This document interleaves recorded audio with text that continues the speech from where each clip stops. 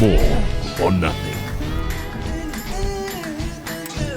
Hello and welcome to this week's episode of More or Nothing with Ryan and Max as we look ahead to some scintillating autumn internationals coming up over the weekend, as well as reflecting what just happened in the Prem and in the URC as well. First things first, how are we both? I mean, it would be better if we'd been on another holiday, wouldn't it, Max? Someone's been on another holiday. I mean, your life's just a holiday, Mark. That's how I feel. Where have you been? Nicoya Island, a couple of sort of 2-3 hours away from here, part of Indonesia. Insane. Robinson Crusoe, so good. I'd say he's worked hard for that, right? He's worked hard for it. Well, both of them have worked hard for it. Thank you, Max. Thank you. Okay. And I would agree. I'd say we picked the wrong industry. Like I'd say I kept a promise to my 12-year-old self that I wish I hadn't.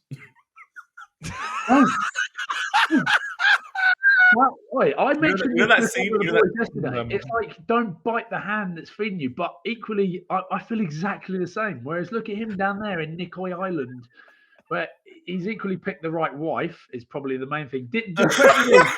Oh, really? Oh, so it was a marriage. I don't think it's any of his doing that's got it. It's a marriage of financial convenience. Is that what you're trying to insinuate, right? I think so. But did you take the nanny with you? I don't think Mark's that vapid. No. I think he's a man of heart, of deep thought, of feeling. And full of love. That's all we need. You didn't take the nanny. No. Also, let's move on from that, and let's please just circle back around to the time machine that Max hypothetically built and wants to turn around to his 12-year-old self and be like, mate, those hopes and aspirations of being a Prem rugby player, of a top-class rugby player, you'll make it. Don't do it. Think of all the kids. No, that's wrong. That is wrong of me. It was a joke. We can say it. We can say it. Max, how is the injury? Where are you at? Because I can't help but look. The Barbarians this week, they're playing the All Blacks 15 at Brentford, I think it is, at whatever that stadium is. Stadium.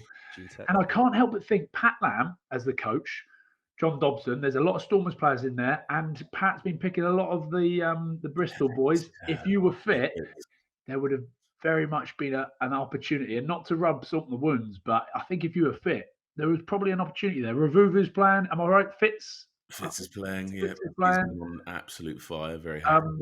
Bernard Van Rensburg. I know. So how is the injury? And there could have been an opportunity there. Yes, potentially there might have been, but sadly it was not to be. The ankle has lingered somewhat, but we're pretty much there now. Give it another, I reckon 3 weeks, I'm good to go. Right now, it feels good to go. But my God, when I get back, it's going to be, man, I've put on so much weight. I'm so goddamn strong. Because all I've been doing is forklift truck training in the gym. And I can't run as much, obviously, because of the nature of the injury. So I can't keep the lungs in a rugby typical shape. So yeah, I'm just now horrifically big. I'm like 119 kilos. I haven't been that big for ages. Usually I'm like 114, 115. Can you believe that? A Max Laheath that is stronger than the Max Laheath we used to know. Yeah, but my goodness. It's only useful. It's going to be incredible, but you're not going to be able to. Yeah, useful for 2 phases. Yeah, and then 2 phases, and then just hang on in there, because all you're doing is playing yourself. There's no opponents. It's just you and I.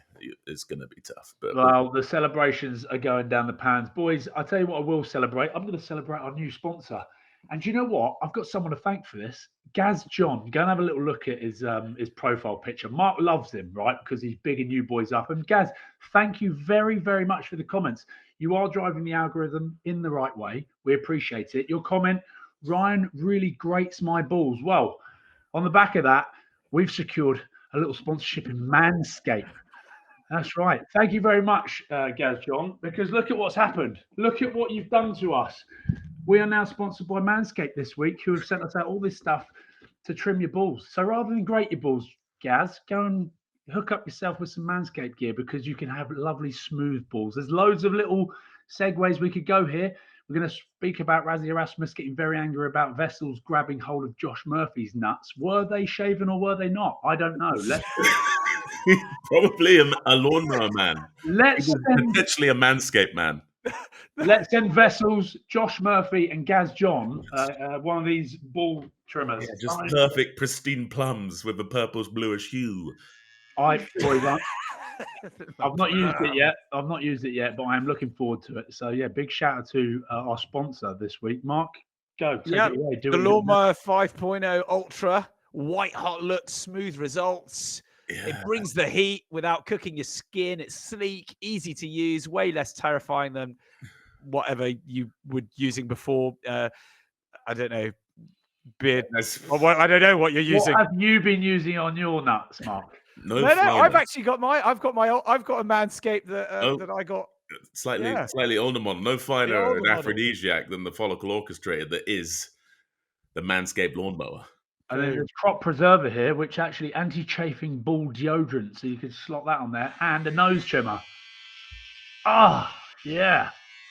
So well, we won't talk about this, but generally speaking, using a nose trimmer, do you not find them infuriating? You want more? Get me more. Yeah, get me more. Yeah, it's just such a more. It is funny that Mark had to remind me that was for your nose, not your.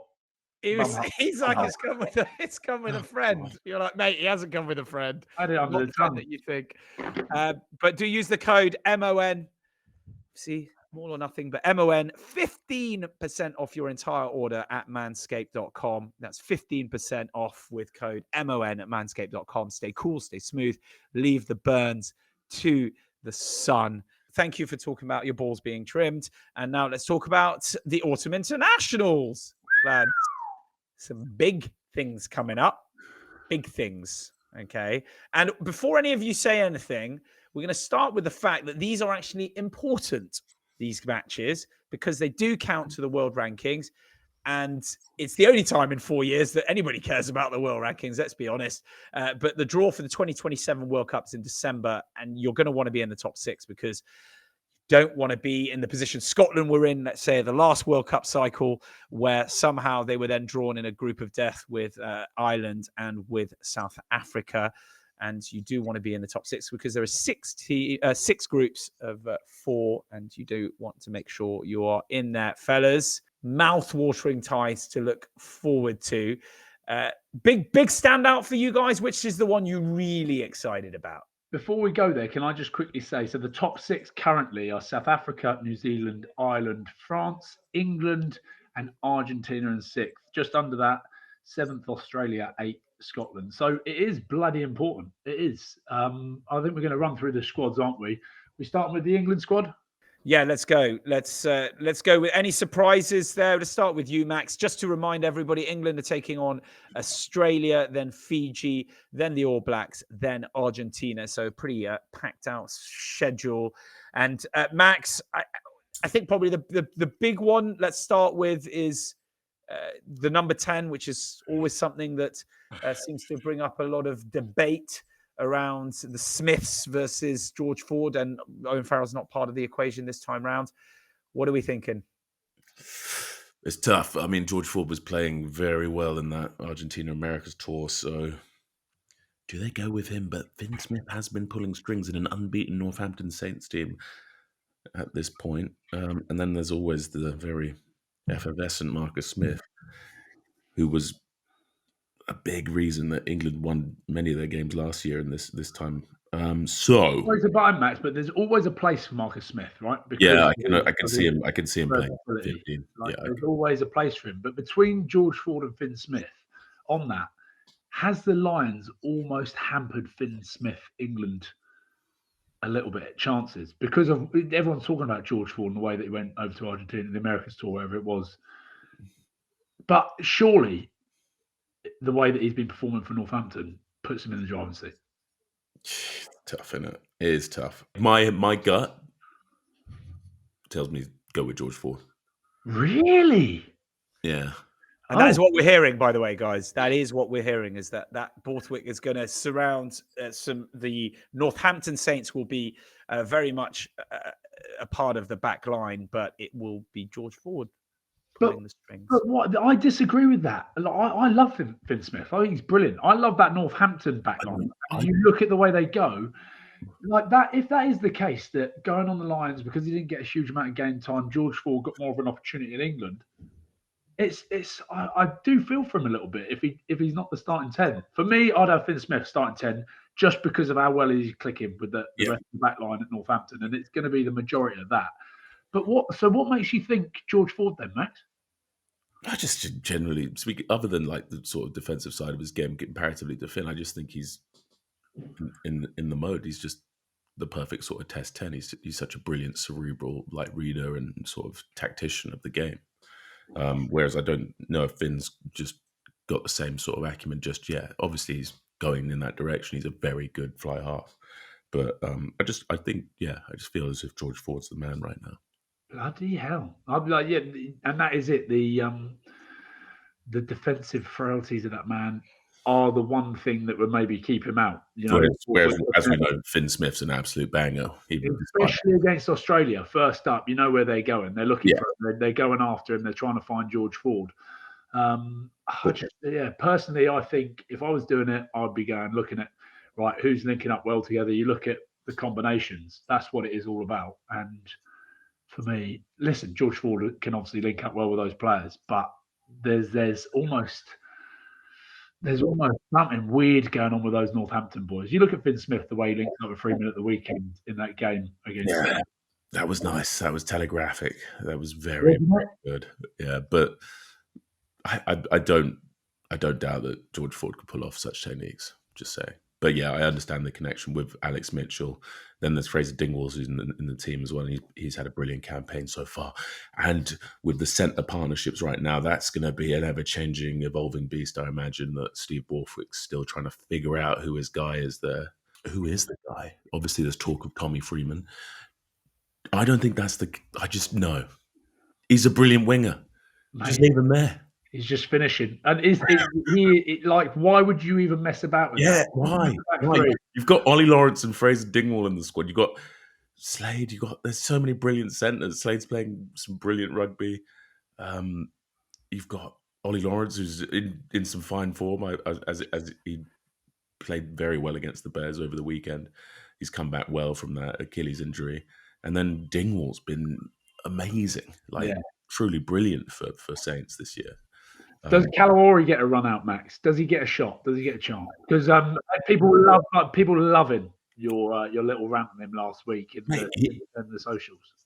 Like the wing is a tough spot though, isn't it? Like wing back three, like the IQ and the sort of experience you gather there. Like everyone thinks it's just finishing tries and catching high balls, but like the positional, the defensive sort of reads and stuff. And no doubt he's freakish athlete. But I was surprised. I thought he was going to be sort of one of those sort of apprenticey jobbies, like in the squad around us. When Eddie Jones would let guys go during midweek back to their clubs to play rugby, but have them in the sort of training sessions. So, and then seeing Radwan sort of not in the team as a result of that. Yeah, I don't know if I agree with that. Big omission, right? Not having Radwan in there. Yeah, like in terms of like the threat of running sort of finisher, in terms of defender beating prowess of power and pace, Radwan and Manny are just scary individuals if you see them getting the ball in space. So I'm real gutted for him because he's had probably one of the stronger sort of openings to a Prem campaign in his career. And the fact that he hasn't sort of got in there is pretty gutting. Boys, what does that do, Max? With that in mind, what does that do to you as an elite athlete when you're like, I am performing, I'm doing absolutely everything, and I'm not getting in? We had Christian Wade, who came on the show and talked about that and felt like, well, it took up too much of my mental energy in the end, worrying about it, so I stopped. How do you come back from that in many respects? Mate, you just got to be ready. Rugby's such an attritional sport. One of these boys could go down any second in training, famously in England training camps, in any of these test matches. You just got to be ready to go. Obviously, I've not been in that situation. But going back to it, the one thing I am seeing is he's picking guys other than Manny who are like supermen in the air. And with the new rules, it's a valid weapon. Like Bath did very well off the back of the horse and Ben Spencer in the Prem as well. And when you watch sort of teams at the moment, they're going to the air more without that sort of running traffic, and wingers need to be so proficient now as sort of aerial athletes. So you got Roebuck, who's also had a very strong campaign for Sharks so far. Big, weighty, tall individual. Noah Kalori, very tall, incredible in the air. Tommy Freeman, big fellow. Fatty Freeman, as he called himself. Very good in the air as well. So there looks to be a sort of some kind of theme there that he's going whereas Radwan's a sort of more diminutive sort of power winger. So potentially there's something there. Freddie Steward's obviously in there as well. Safe as houses under the high ball. Ben Spencer's in the team. It's same box kicker, but I imagine Alex Mitchell will be starting. But yeah, gutted for Radwan. But very happy for Jack Kenningham of Harlequins. That's awesome. Obviously coming into the squad on the back of Tommy Willis being put out after his Bordeaux move. Which the reverberations of that, the impact that's going to have on England's attack is going to be like. Who's their back row then, Max? What is your back row? Oh mate, they're gonna just give me the back row. Go, just throw it out there. Who you got? Who are you going with? Ben Pollock and Curry. Pollock's got a star, hasn't he? Ben Pollock and Curry. Underhill's in there. Oh, it could be. It's either. I think it's Pollock or Benny Earl for the 8 shirt. I imagine. The thing is that does limit their line-out options. I'd be interested to see how they use Coles. I think he'll be in and around that starting lineup at the moment. Just going by what he did last season and how Northampton are going, and he's being a big part of that. Guy Pepper will feature, I think. Isn't Guy Pepper just like a younger Curry? Do you know what I mean? The all-action 7 who can sort of ball a bit. He is brilliant. But back row and winger is just an embarrassment of riches. It's an absolute headache. You can't really pick wrong either. But just looking at it, because you look at, we'll go on to Scotland in a minute, but you look at Scotland's test matches that they've got USA where they can't play obviously any of their overseas players. They can't play players from France or the Prem, so they're going to have to dig deep into the Scottish players. And then they've got All Blacks in Argentina, but then they've got Tonga at the end, so they can try some younger players out, give some opportunity. England don't really seem to have that because they've got Australia, Fiji, All Blacks, and Argentina. Yeah, there's no messing about there for England. This is a pretty big autumns, and as Mark's already alluded to, it's pretty important in terms of the world ranking and to make sure you're up there. So even Fiji, I look at still, if they get it right on the day, they've done it before. But can they scare England? I'm hoping they do, but that's the only one where you can sort of test it out a little bit, give opportunities. I think they'll be doing it against Fiji. But there are some whisperings, some inklings of them testing guys out against Australia, which is wild to me. Like mental. Would you put has Tommy Freeman played 13 at international level yet? Only once against Wales in that final game where England ran away with that Welsh side. It's a different centre partnership that they're going to be smashing up against, I think. Yeah, it's very different. So I don't know. Nikitau and Suoli. It's a different kind of ordeal, that. So yeah, but Steve Borthwick's the mad scientist here, so let him get amongst it. Australia, Fiji, New Zealand, Argentina. What is a success for Steve Borthwick? I think he has to win 3 at least, yeah. If you lose to New Zealand, then I think that's okay. But I don't think England will look at it like that, obviously. But I think losing to New Zealand is sort of acceptable. The England fan base.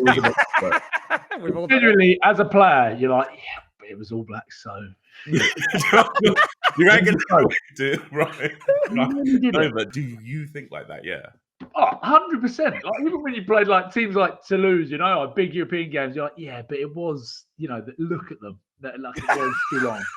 It was too long. We did well. We scored. To answer your question, all of them are very winnable for England, this England team. The England team is stacked. It is stacked. Like, it's the rosiest it's looked for a while. The only thing I do worry about is a heavy traffic carrier. So in terms of who they pick around sort of like that, obviously Genge is going to be key to that now, and the back rowers that they've got to pick from aren't sort of profoundly good at those carrying into the sort of the tight 5, the guts, the mega monsters of opposition packs. So, and that's an undervalued sort of facet of Test rugby, and that's why the Springboks excel so well at it. But now with Tom Willis gone, how do they sort of address that? That'd be my only quip on it. But I think overall, that is a very, very good team. I know we're covering the home nations, right? But just on the All Blacks, and you see everything on socials at the moment, them travelling. why are they so fucking cool? Like it's just not Do fair. you know what? When you see There's other a- teams travel, you're like, they're just this like looks a bit shit. Whereas everyone's like got all the gear on, all their socials are going out. It's not fair. they're just a Skexia kind of team, bruh. It's just like the culture. It's also like they're a bit more in the past. They're more connected to nature and in the wild, and they're just very much more grounded individuals. I think they're just more when men were men vibes, the ABs and stuff. Right, Ryan, you start us off. Scotland, as we said, USA, New Zealand, Argentina, Tonga. It's a bit more of a mixed bag of oppositions, but I think it was Darcy Graham saying that there is a real opportunity to beat the All Blacks at the moment, which is interesting, big call. So, what are your thoughts on that? So the polar opposite to Max, right? When you look at England and they're like, what would be successful? Winning those 3 games, losing to the All Blacks. I think as a Scotland fan, we would take beating the All Blacks, but still losing to USA and losing to Tonga. Would you take that, Max? If you were a Scotland fan, would you take that? Would the Scotland fans out there be happy if they lost to USA? And just beat ABs? Yeah, no, yeah, I think straight up, yes. But wouldn't they just be like vastly inconsistent, and then it would be like spun as a negative? I don't know. I reckon it would just smooth over all the cracks. Do you think 32? I was looking this up earlier. 32 failed attempts over 120 years. Scotland have not beat the All Blacks. 1964, we got close, Max. Shall I tell you the score that day? 0-0. I think even that, Scotland fans would be happy. That'd be very impressive, yeah. 1983, 25 all. Is this the opportunity? They've got the new shirt coming out, the 100-year anniversary shirt. It's all lining up nicely. As I said a few weeks ago, the All Blacks probably not the All Blacks that we used to know. I know I've just looked at them in there. I know they're still going to go well, Max, but nah, you're right. I looked at their fixtures just now of the past. Yeah, you're absolutely right. England need to beat them. Mark, I take it back. Oh, hold on there. Right, we parked England. We're talking about right, but on to Scotland. This is what I'm trying to work out, right? They're in Chicago this week. Okay, so I'm going to line everything up. They're in Chicago this week. Scotland are playing USA. So Scotland just get a nice, easy run in because there's no chance of losing USA, even though they did lose in 2018 over in Houston or wherever it was. But Scotland breeze through this one. Everyone's fit. Everyone's ready. They've got the full squad ready to go. Xander Fakeson, he's a maybe. Will he make it? I don't know. Rory Darge might be fit. Scotland have got a lot of good players to pick from. They've got some depth there. Jack Dempsey back at the weekend. First game back for Glasgow, man of the match. He was on fire. Rest him. Don't play him this weekend or give him 20 minutes. But you get a fully firing Scotland team with all those players that have promised so much. Yeah, the golden era. Gregor Townsend taking all his wisdom from Red Bull and Jurgen Klopp, whoever he's been speaking to. Okay? It's all just right. Everything's sitting right for Scotland. They've got the best prep ever. Now, the All Blacks, they lose to Ireland this weekend in Chicago. Okay? I'm Irish. I'm fucking Irish. They're over in Chicago. That's Bostonian, but yeah, I'm with you. Yeah. Okay, so they go over there. They get beaten by Ireland. They're feeling a little bit down. Equally, if they win, they go on the piss. They probably won't, but they've got a lot of travel. There's flying from New Zealand over to America. It's going to be tiring. They're playing against them. Then they've got to come to Scotland. It's going to be fucking freezing cold. They're going to be like, oh, bro, fucking hate to see because Scotland turn up on the day. Boys, I reckon we do it. We're going to beat USA, but I reckon we beat the All Blacks for the first time in 120 years. It is a much nicer preseason game. I agree. Like Ireland or USA, you want USA. Do you genuinely prefer that though? What is better to prepare for your biggest match? Is it a match you should piss all over them, or a match where you are tested to your limit and then you are into it? Like, what have you guys found? Not just at international levels, Ryan, but on any given Sunday of you playing at club level. Same with you, Max. What do you prefer? Somewhere in between. What would be like an in between, Max? What, cheeky Italy? I don't know. Maybe a cheeky Italy or there's no real in-betweens in international rugby, is there? There's either shite or good. You could throw England in the mix there. But I would say... It's so weird that you... Anyway, keep going. Genuinely, I think it's the travel that's going to screw them over. They've got a big old test against Ireland, a lot of travel. Dare I say it? And let me know if you think I'm completely nuts. This is Scotland's chance to beat the All Blacks. This is it. It's now or never, boys. It is now or never. Yeah. With the players that Scotland have got. If they've got enough forward power, though, Ryan. Who is your pack? Who's your pack? Piers Schoeman, Xander Fagerson, George Turner. Okay? That's a good front row, Max. Yeah. You're happy with that? Like, there's enough power there. George Turner playing his trade down at Harlequins at the moment. He's been over to Japan. He's got a little bit of experience. He is a fucking good player. You got Ashman on the bench. I don't know what you do with the other props. I don't really care because you're going into the second rows. You've got Gregor Brown, who is tearing it up at the moment. I'd have Gregor Brown and one of the young boys like Max Williamson or Alex Samuel from Glasgow Warriors. Back row, you've got a huge amount of depth to pick from because you've got a bit of balance everywhere. You've got your Bayliss. You've got your Dempsey, you've got your Rory Darges, Jamie Ritchie, Matt Fagerson, like killing it at the moment, who will throw themselves about. So back rows, we haven't got any issues. 9 and 10, Ben White, again, you've got the experience of people playing overseas at the moment in France with Toulon and Toulouse and Blair Kinghorn and Ben White. You've also got Jamie Dobby, who, boys, like he's been incredible this season. He's getting better and better. And then you've got George Horn, but I think Gregor will go with Jamie Dobie. So let's just say Ben White, Finn Russell, who we all know what Finn can do. Then in the centres, Sione Tuipulotu. Who goes in the centre with him? Because Hugh Jones injured. He's out at the moment. Big staff. You've got big staff, but also you've got Hutch. You've got Hutch as well. Oh, you've got Tom Jordan, who... Is he back? He'll be back. He's back. All Blacks, won't he? Yeah.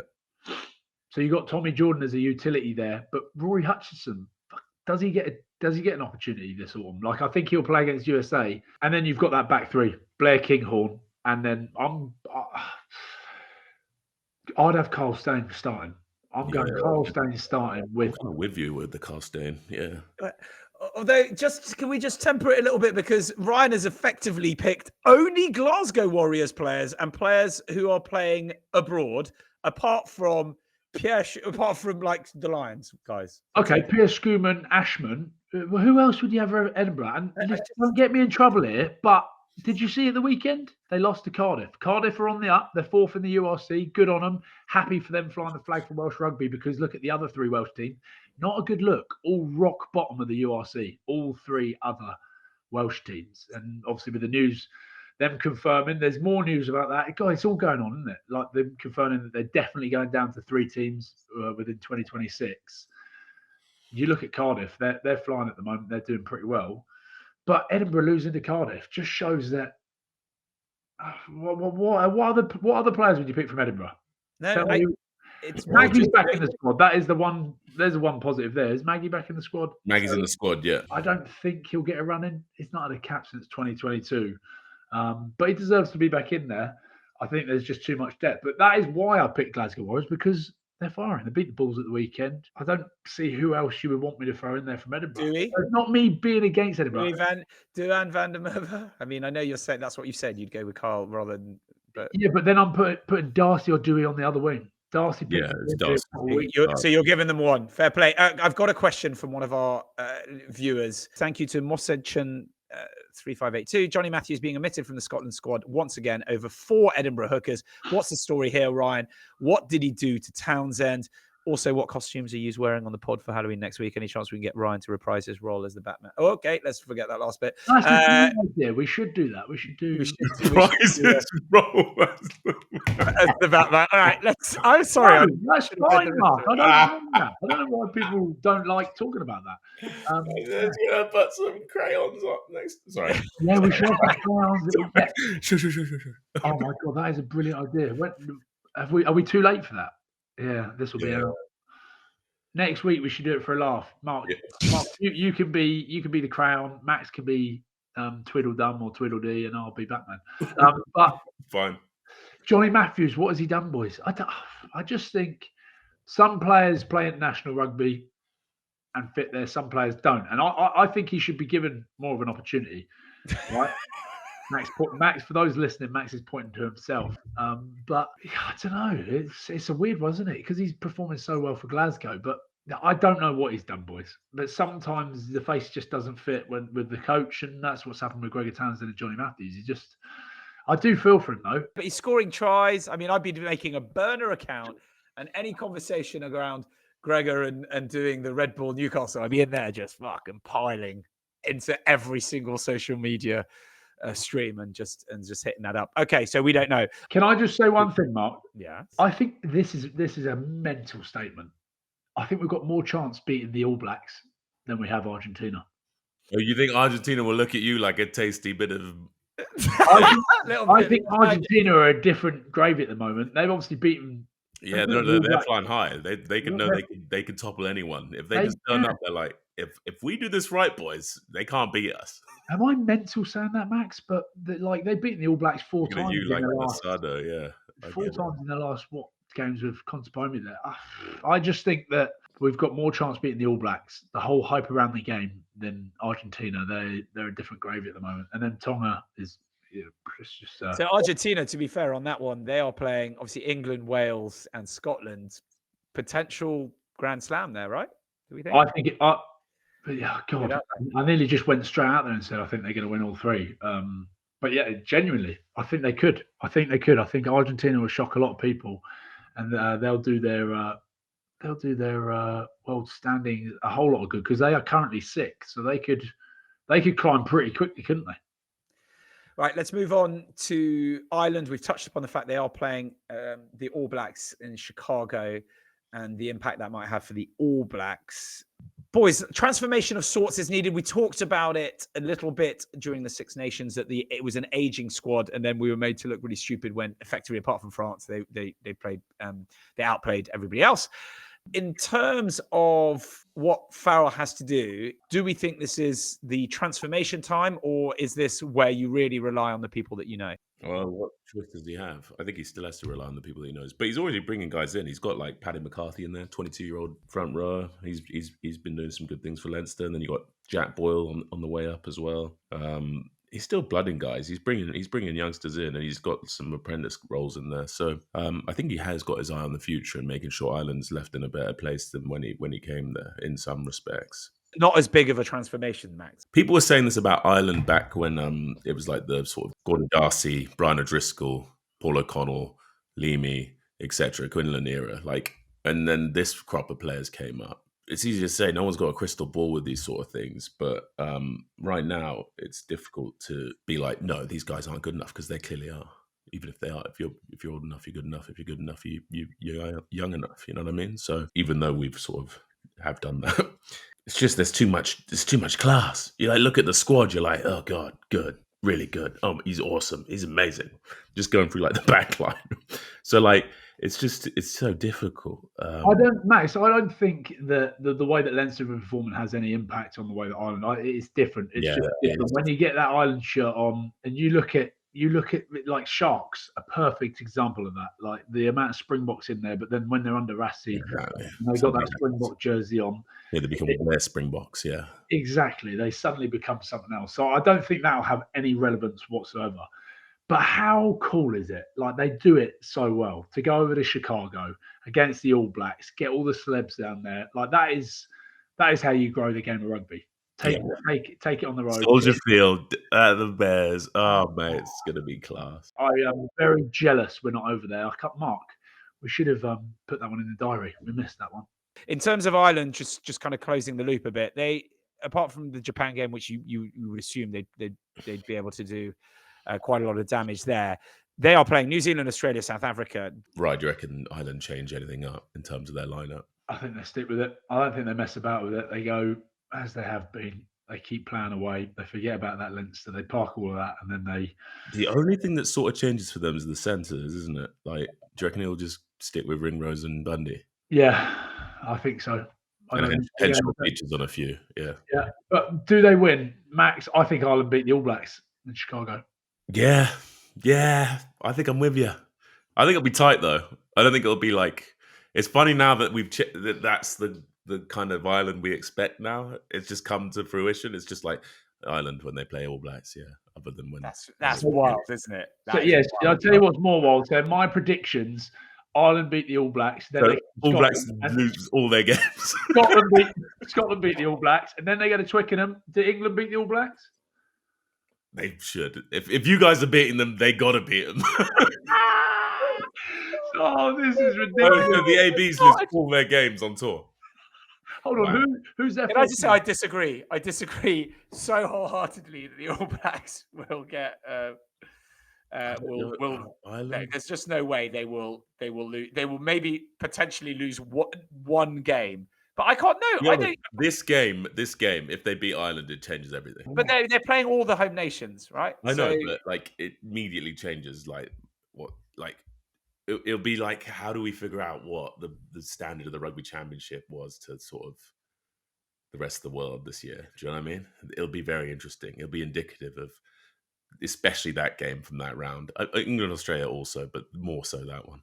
To our Irish fans, please load into the comments. Let us know. I'm not supporting Ireland, but I'm saying that Ireland are going to win this weekend. So you should be nice to me. But let us know. Are the All Blacks going to lose? You should be nice. Are All Blacks going to lose their first 3 games and then beat Wales? Should we get on to Wales? Let's do Wales. Let's get on to Wales. Please, please, please talk me through the positivity you had last week, Ryan, around the clubs, and what was some of the things that have been happening. Now, of course, we do know they have decided to go down to three clubs, which will make a big difference to what happens to Welsh rugby going forward. Just as a reminder, they're taking on Argentina, Japan, and the rather onerous task of New Zealand and then South Africa to finish off the autumn tour and to hope to climb up the world rankings.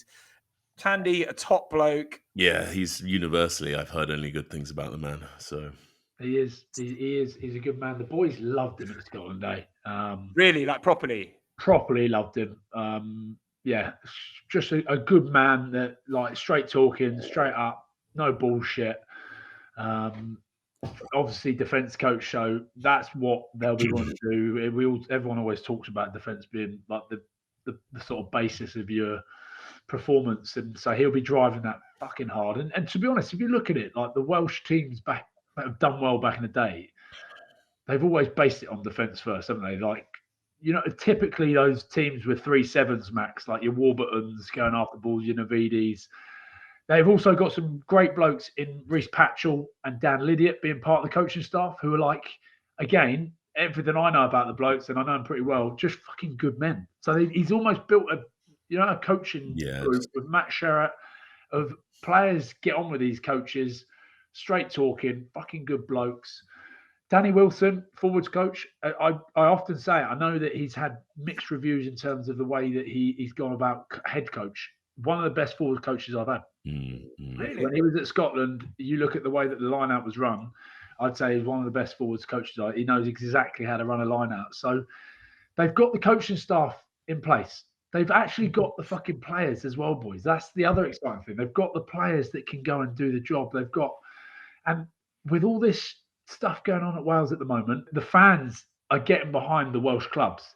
Now they need the fans to get behind Welsh rugby. I'm optimistic. Am I mental for being optimistic? I don't think I am. I mean, then you start to look at the teams they're playing, and you're like, oh God, it's not that easy. One win against Japan is probably what they're going for. And I don't mean to belittle them for that, but you look at the tests of the All Blacks, South Africa and Argentina. We've just talked about how good, we've slagged the All Blacks off stupidly, but the other two teams are outstanding. I don't know. I'm optimistic for Wales. I think there's light there. There is light there. And for Welsh rugby, they need to go out there and perform over these. It's so true. That's the crux of it all. Is that the national team has basically held up, even on dark times for the clubs, has managed to keep rugby alive in Wales. So when we started losing badly, that's kind of bad all around for rugby as a whole. So Max, you agree? Some positivity. I mean, looking at that squad, there's some serious talent there, right? Yeah. In terms of positives, like Rhys Carre is back in, which is brilliant. He's been doing disgraceful things with ball in hand for Saracens last 2 years. Well, before you go on, let's talk about that, because I know you're going to go on to talk about that. So just explain. the rules sort of been overlooked for him, Max? Yeah, that's how special he is, really, though. Like, his skill set is singular. Like, he's very, very destructive carrier, and he's going to be huge for them in this autumn. He'll be a KPI. It'll be interesting to see how they use him. Will he start ahead of Nicky Smith, who's also played very well for Leicester Tigers? He's been brilliant, real set piece technician. So having those two in the team is going to be huge for them. I think. I like Big Red. I think Big Red's mate. He's nasty. Another unassuming character that you look at and you go, how's he doing that? Surely not. No, is he? Yeah, mate. He's serious. Yeah. Just a reminder: Rhys Carre only has 20 caps. He has 20 caps, which falls below the 25 cap limit to be allowed to play for your country, to play for Wales, even though you are plying your trade outside of Wales. And slightly loopy back door that has been used around it is that he was not offered a contract that was significant enough to keep him in Wales. Therefore, he had to accept a contract at Saracens. Hey, look, being Welsh, I want all of our best players. Mate, 100%. Scrap the rule then. Just scrap the rules. Right? If there's one team that should really scrap the rule, it's Wales. Yeah, it's absolutely ridiculous. And do you know what? If they didn't do that, next February he is then able to go and play for England, Scotland, because of his birth in Guernsey. Am I right? Yeah. So that's any of the technically any home. So nation. He could then jump out and go. So scrap the rule. Like, he's not going to go and do that, and I don't think he would have. But I mean, Scotland would have taken him. Scotland would have bloody taken him, and they would have gone after him hard. But yeah, get rid of the rule. It's good to see him in there, though. I'm happy, and it's good for Welsh rugby. Sorry, I don't want to be cynical. We're all about positivity and the love of rugby, but is there a tiny element of let's just get him recapped to make sure he doesn't go to somewhere else? That conversation will have definitely happened behind the scenes, without a doubt. Yeah, 100%. But he's in there for a reason. But he's in there because he's brilliant. There's no shirking that. He's truly brilliant. He's crucial to Sarries, and he'll be very much influential for this Welsh side. Ollie Cracknell makes it in after Talupa Falatau's injury, sadly, but that's also a huge win. Like, the back row is looking handy. You got Wainwright, you got Cracknell, Jack Morgan. Oh, it's a serious back row, boys. That's handy. Then you got Big Daft Jenkins in the room, probably with Adam Beard now that Will Rollins is retired from international rugby. Front row, obviously tight head like Kieran Azarat. He's been going well for Cardiff, but like inexperienced. 15 caps for Wales in comparison. And then you got like Archie Griffin in there from Bath Rugby. He's also got a bright future ahead of him. So, and then Dowie Lake, brilliant hooker, like brilliant. So, mate, they got all the sort of IP, all the tech as they need. Morgan Morse also does great things for Ospreys. I'm glad he's in uncapped. He should have been in there a while ago, I believe. So yeah, mate, it's looking rosy in the front row. And then Freddie Thomas at Gloucester. Obviously, Gloucester struggling a bit, but they've been competitive, and he's been very good in the Prem. So yeah, mate, there's some good talent, good little mixture of youth and experience. And then the backs is more interesting. Sheedy's back in. Callum Sheedy, Jared Evans, Josh Adams now back fit. Max Llewellyn. Blair Murray. We love Blair Murray. Rhys Carre back in. Well, that's it. Will he be fit, Max? Because I know he's got turf toe. I think he'll be fit for most of it, I believe. And then obviously Tom Rogers, who's been doing great things at Scarlets. That's big, though. You know what? In terms of getting the fans out, Williams, bro, it's a good team. And so, like, what Principality needs to be sold out. It has to. They've got to get all the fans back in there. Get it absolutely pumping. Get the players back out there. Thomas Williams, like you mentioned, but like Lewis Rees-Zammit, kids are going to go and want to see him play. Like, that is huge. Get that turf toe sorted out. I've been trying to get him on the golf channel, Max. You need to do a bit of work there. He's been blaming his toe for it, but yeah, I know, but his toe isn't right. So, you know. Mate, you're twisting off your foot in golf. You can't be, mate. You didn't. You wore dealer boots and a pair of jeans. So yeah, but I can't play golf. He can. In the third season of this epic podcast, this ridiculous podcast, we'd like to thank our sponsors from day one, the great people at Wolf Craig Distilleries. Their loyalty has not been undervalued. And Ryan would like to talk about one of their new products. You can head over there. What is the website, Max? Wolfcraig.com. they have brought out a beautiful 14-year-old deluxe blend triple sherry cask. I actually went to a lovely event the other night where Richard Patterson, OBE, the man that made it, talked about the bodegas in St Andres, wherever that is, that they've been distilling these beautiful, beautiful, mature notes. I had no idea what was going on, but it tasted bloody nice, boys. This 14-year-old, you can jump over to the website, which is wolfcrate.com, and it's only £95. So head over there. There's also a More or Nothing bundle you can get. So yeah, big thanks to Wolf Crate Distillers for being with us from the beginning and still with us. Doggies up. This is very, very subjective, but from my perspective, France-South Africa is the match of the autumn internationals. Boys, quick thoughts, because we do have a huge South African following. Thoughts, firstly, on that matchup. The first time they would have played each other since that incredible clash at the Rugby World Cup in 2023 in the quarterfinals that was on a knife edge, really. So, boys, what do we think? You know what I love about both the squads that have been announced for those two teams, right? Is it's just always got new faces, like vast amounts of it. All these new guys come in and you're like, oh boy, here come another load of monsters. Here comes another beastery of absolute mythical creatures. Like, it's going to be fantastic. Like, I can't wait. But I imagine... Oh, I don't know. Right, I have no idea what to expect. That's the beauty of it. Like, I think that there's been so much time since then. You just go, what's going to happen in that game? What is going to happen? It's like sometimes you look at it and go, are these Southern Hemisphere teams better off because they've been playing a load of rugby? There's obviously a little bit more cohesion there.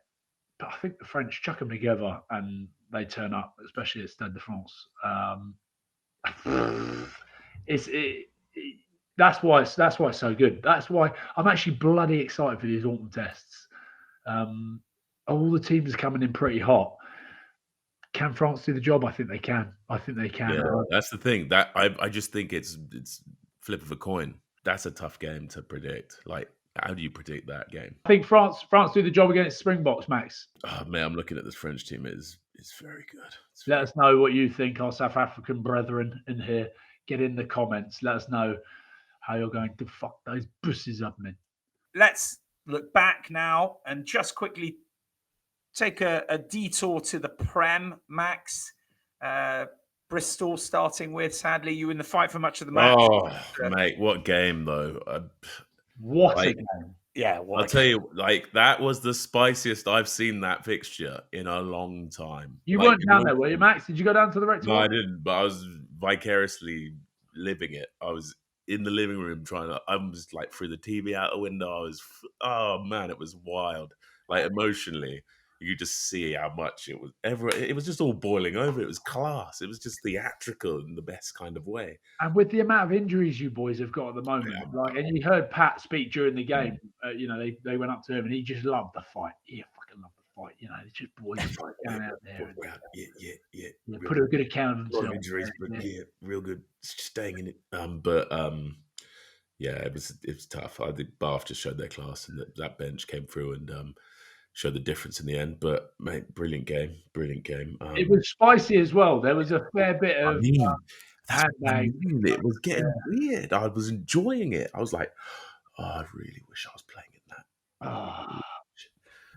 But such is the way. It was a strong showing from. Who was it that scored for Bath and then through the Ollie Lawrence? Yeah, he played very well. But he's like little basketball. Yeah, just onto Benny Elisade's head, and then Benny's obviously Argentinian Latin passion. Like, he's grabbed it from a mile away. Yeah. But yeah, like Tom Dunn and Genji having a word, Miles Reed getting into Fitz Harding. It was all a sort of good sort of talking points. And then down the other end where it like nearly rolls over into the back. Yeah, mate. You paid. As You got your a money. fan, you're loving that, right? As a fan, you're sat there. Yeah, you're like, this is class. I can literally touch them. Oh, this is amazing. This is brilliant. Yeah, Like, and I'm loving it. And you can even see the woman at one point. She was like, hey, get off him. Like, push him back. Yeah, you stop it. Don't do that. You're going, go on, Karen, go on. But Joe Thongana-Siga played very well. Ollie Lawrence, very good. Finn pulling the strings always. Up front, Gabby Ogre for us, brilliant. Had a strong game. He's played very well this year so far. Fitzharden got through heaps of work, but yeah, it wasn't to be. I thought Santiago played really well as well. Grondona. So yeah, he'll have a strong autumn as well for Argentina. But yeah, lads, it was a tough game, and coming out of this block, losing just to Sarries and Bath away, not too unhappy, especially given the condition of our roster at this point. So things are looking good in Bear Country for now. It definitely felt like one of those positive Pyrrhic victories for you guys. Having you lost to Bath, but there was a lot of winning that was done, both mentally, I think, and actually on the pitch as well. So Northampton shaking off second season syndrome. Oh, that was a game of another game. Aesthetic rugby. My God. Tommy Freeman. Oh, JJ Van Der Mesh. My Yeti. Oh, my Jurassic. Da, da, da, da, da, da, da, da. Gets the 5-man line out, strike place. Oh, where's the lock? He's in the backfield. Yeah, he's in the back line. He's running this one up. Mate. Big fellow. Very, very large and in charge gentleman. Mr. Gilmore's jacket. That's Mr. Gilmore. Yeah, bro. He was everywhere. Fair play to the bloke. Like, being that massive and just having the engine and the sort of athleticism to just shift around like that, I thought he was great. Pollock was also very good. He was, but like not in the sort of the flashy, showy way we're sort of used to associating with Henry Pollock. He was doing all the hard stuff very well. So, but yeah, Finn Smith, Alex Mitchell, Tommy Freeman come to mind. They were quite brilliant. That was 1 against 2, wasn't it? Before, obviously. Yeah, that was. It was a huge game, massive huge game. And then Sarries sort of like came back into it after sort of saying it started so well, so quickly, and then they just sort of concluded it and finished them off. But up front, again, Tom Willis just prolific. Like the sort of the kind of carries the guy gets away with make no sense. But he was doing some mad things. England fans must be watching it, just going, why stop? Just don't play him anymore. Don't show us what we can't have. Don't just put it on a little, dangle it there in front of us and go, oh, look what you could have had. I'd be interested though to hear from all of our fans, from all our listeners and viewers, what is your thought on you? Because it's understandable back in the day with Stefan Armitage when England needed a 7 and you had the best one in Europe and you couldn't pick him because that's the rule. Tom Willis can be picked right now. Right? He is playing superhuman style and he can be picked. With other countries, just pick him and go to win. How do you feel? Should he be in there? What are your thoughts? It'd be really interesting to see what England fans think, because I'm sure there's one side where like picking for the future, picking for the World Cup in mind. Fine. If there's a point in these autumn tests where England are just lacking that go forward ball carrier that they want, if that happens, it'll be a very awkward silence, where the awkward balloon, the kick, and you just stare at it. Tom Willis sized balloon just awkwardly floating away from England's test match, flinging success. But I mean, Pollock, like you said, going through, getting some dirty work done, showing what he can do. I love the kid. I do. I thought Maro had a good game as well. Actually, he was getting his grubby fingers all over everything. He was class, just classic trademark game. But Pollock's hair. I know he's over bleached it, lads. He's over bleached it. But I'm telling you now, and I mentioned that he said, I think the episode might be coming out. Shameless plug, but Scrum to Scratch, Henry Pollock's episode coming out this week. Mm-hmm. If we can get everything in line. You should have left it. It was nicely done previously. But have you seen, he mentioned the ratty. I didn't think he'd done the rat's tail. He's got the rat's tail in there as well. Did you see that? Did you spot it? Yeah, I did not. A little blonde rat's tail just hanging down the back. Do you think he's just rage baiting? He's just wanting people to come in. Do you know what I think? And it's crazy the effect that he has on the younger generation, because you saw the kids coming to the games with the head tape on. The head tape. I guarantee you there will be a movement for kids going to watch England over the next 4 weeks. Peroxide blonde hair with a little rat's tail. It's coming, boys. I can see it. The big fringe. Oh, if that happens, oh God. It's almost like he's an testing the water to influencer. see. Can I? Let's see if I can do it. Can I move the dial? We should make that a clip and then just put it out there and be like, you prove right or wrong. Like people going around Twickenham HQ spotting kids with this peroxide blonde hair, potentially with a rat's tail stuck in there as well. All right, let's move on from those matches and go quickly. Exeter, they're doing phenomenally. Yeah, Henry Slade. Henry Slade again. What a bloke! Get him in the England team. Manny Fayubosa, top try scorer, also looking very, very dangerous, very irresistible ball in hand. As we always say, it's a lot of fun watching that guy move, just on like biomechanical, like just looking at the leverage of the man, like how low he can run off the floor, the sort of power the man possesses as a sprinter. It's brilliant. But yeah, that again, Roots played very well. He's playing some really good rugby. That pack's got some serious teeth at the moment. But yeah, they're looking handy, building some serious momentum. Quick question for you guys, and I'm not just trying to create, form of debate where people have a go at us, but are Newcastle worse than they were last season now that they're owned by Red Bull and don't have Steve Giant? All the money. Wait, average scoreline 30-0. That is the average scoreline. 5 losses in a row. And they were getting hosed at one point. Boys, they've not even picked up a point. They picked up nothing. They're 222 against. Their points difference 150 minus 152. I had so much hype. I had so much hope. You did. I think I even said top 4, did I? Yeah, you did. That was a ridiculous statement. I just say. But in actual fact, they're absolutely shite. But I still feel like it's going in the right direction in a weird way. You would hope so. Like the amount of money that's going to be spent. Are Red Bull looking at it going, what have we done? What have we done? We've made the wrong move here. Yeah.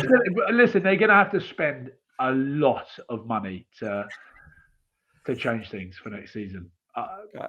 Will they go without a win all season? That's the question, man. No, I don't think so.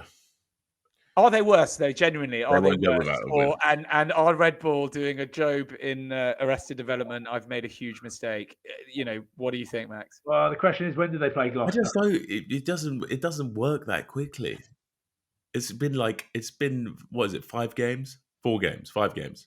But they would have probably had more chance had they kept Steve Diamond on. Diamond, yeah, we've all agreed on that. Yeah, but there must have been some political implications to keeping him on that just didn't suit where they wanted to take it. So we don't really know what's going on behind the scenes or upstairs. So what it does do, it makes Gloucester versus Newcastle Red Bull a very interesting game, because those two are struggling rock bottom at the moment.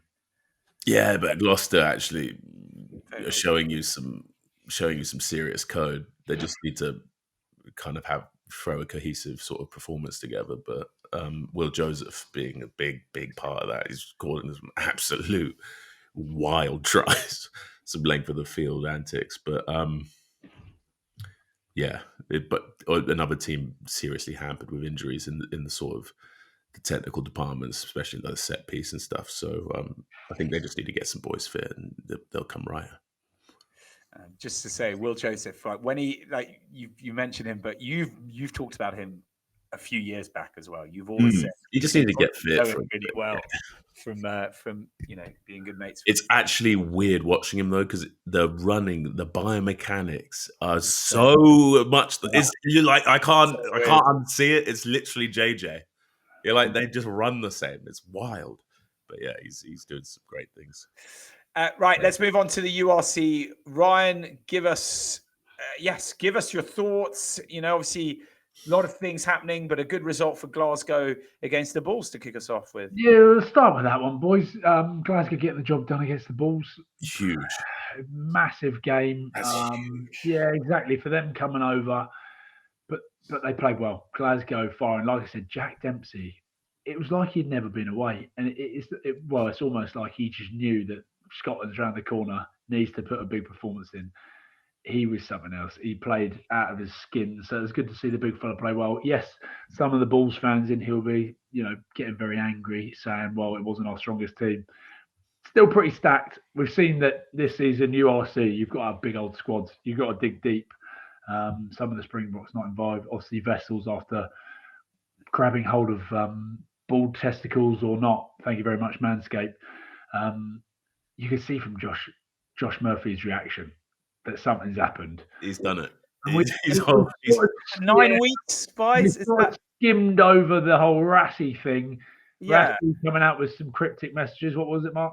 he said it just got tougher. I'm not going to do the accent. We now have to beat them on the field and in the boardrooms. Hamba man Tseklupkak, which I don't know what the last bit was, but effectively, I think he's implying, although we're not saying that he's talking about this case in particular, although it seems like he is, that he is now fighting on two fronts, not just on the field, but disciplinary action, such as the 9-week ban that Jan-Henrik Wessels now has to copt. I think he's so frustrated there because Wessels would have been involved in that Springbok squad and is part of the plan and he's part of the bigger movement. The man, we've talked him up so much, but it'd be interesting. I know that they were appealing it. I know for a fact that they were going after the appeal, so we'll probably find out over the next 24 hours how that goes. But there was definitely something going on. But Glasgow with a big win, that they needed that to keep moving in the right direction. Stormers and Munsters, unbeaten, boys. They're the ones to beat in the URC at the moment. The Stormers going to Benetton and doing the job as well. We've talked up Benetton, but there's something good going on at Stormers. Whether they've got the depth is the question, but they went down to Benetton and did the job. And again, there's a lot of those players involved in that Barbarian squad this weekend. John Dobson going in there with Pat Lamb, and then Munster getting the job done at Connacht. It was a tighter game than some expected, but they are your teams to beat. In terms of the other Irish teams, Ulster, they probably should have beaten the Lions. Ulster, I've been impressed with this season, but the Lions are flying the flag. The question is, are the Lions better than the Sharks? If the Lions played the Sharks right now, who wins? Do you know what I mean? The amount of money with everything I reckon into the Sharks right now, I don't know. I think the Lions would do a job on the Sharks. There's a couple of comments, weren't there, from last week saying there's definitely something behind under the surface. Yeah, there's more. It's not just a coaching thing. It's not just rugby. There's a rotten angle, top to toe, with the comment. But Lions doing better at the moment. Max, who's winning? Lions, Sharks right now. I think Sharks just get weird because it's a South African derby. There is a bit of put the boys in their place because they're like, we are the daddies in South Africa. But they did the job. They did the job on Ulster. Lions, to be fair to them, Ulster will be reading a little bit from that. What is interesting is round 6, the next round. So that's the first block done, right? And mentioned that Cardiff are in the top 4. With some of the other teams, brilliant to see. But the next round, once we come back from the autumn tests, Munster versus Stormers, it's going to be a huge one. They are 1 versus 2 straight off the bat at Munster, Thomond Park. But URC hotting up, boys. It's been interesting. I'm just let me have a little look at the table. You got Stormers, Munster, Glasgow, Cardiff top. But I mentioned it earlier. The 3 Welsh teams rock bottom is not a good look. At all. And as I've mentioned already, Edinburgh going on the road to Cardiff and not getting the win. So there's a URC roundup. Teams to beat, Stormers and Munster. And of course, Glasgow Warriors. There we go. Leinster getting themselves a win that they've needed. Their second win. Against Zebre. Against Zebre. They leapfrog Zebre. Brilliant. Okay, guys. Well, a huge thank you, as always, to all of you guys for listening and watching. We love you. An absolute ton. A huge thanks to Ryan and Max.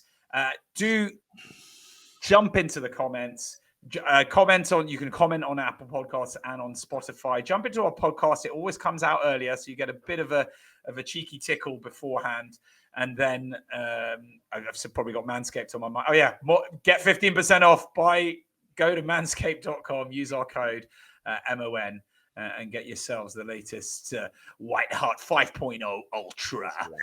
But from all of us, we will be together the next time you see us. There's the lawnmower. I'm going to bring the lawnmower to our show on Sunday, and we can groom each other. That is potentially the worst way in 5 years we've been doing stuff to end a show ever. We can groom each other. We can groom each other. Also, we're not promoting grooming. What are you like down there at the moment? Solid. Fine. solid. All good. Solid. Are you? Follically endowed, one might say. I'm going to ask you to prove it next week when we're all together. Max, what are you like down there at the moment? I could do tidy up. Tidy up. A little bit native. With a tidy up. Isn't it weird, isn't it? This is like the thing now.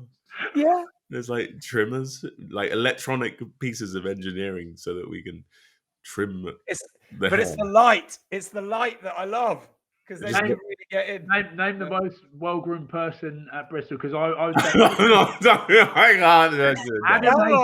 Adam Hastings shaves absolutely everything. Everything. So I'd say Adam Hastings at Glasgow Warriors. Who are you going for at Bristol, Max? It used to be Maggie. The man was like a dolphin. And on that note, what are we doing, Mark? We're parking this? Yes, we're saying goodbye. I'm sorry.